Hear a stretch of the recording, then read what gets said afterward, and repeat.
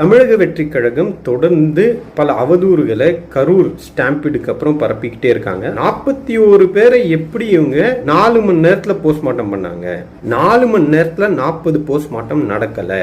இதுதான் உண்மை. அப்ப இந்த கரூர் சம்பவத்துல இறந்தது 41 பேர். அங்க இருந்தது 2 டேபிள்னு கூட வச்சுக்கோங்க. அங்க இருந்தது 16 டாக்டர் கொண்ட டீம். அன்னைக்கு நைட்டு போஸ்ட்மார்ட்டம் தொடங்கப்படுகிறது. போஸ்ட்மார்ட்டம் முடிஞ்ச நேரம், அந்த 41வது அந்த பாடிக்கு போஸ்ட்மார்ட்டம் நடந்த நேரம் என்பது அடுத்த நாள் சாயங்காலம் 4 மணி. கடைசி ஹேண்ட் ஓவர் ஆஃப் பாடி நடக்கிறது அடுத்த நாள் 3லிருந்து 5 மணிக்குள்ளதான் அந்த ஹேண்டிங் ஓவர் நடக்குது.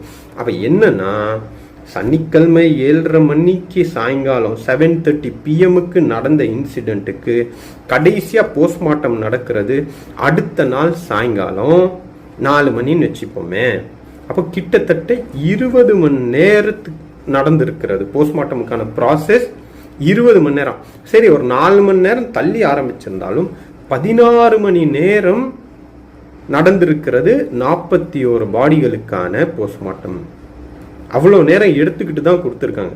அப்போ இந்த உண்மையை கூட புரிஞ்சிக்காம இவங்க தொடர்ந்து 4 மணி நேரத்தில் நடந்துச்சுன்னு சொல்றது இவ்வளோ பெரிய பொய்.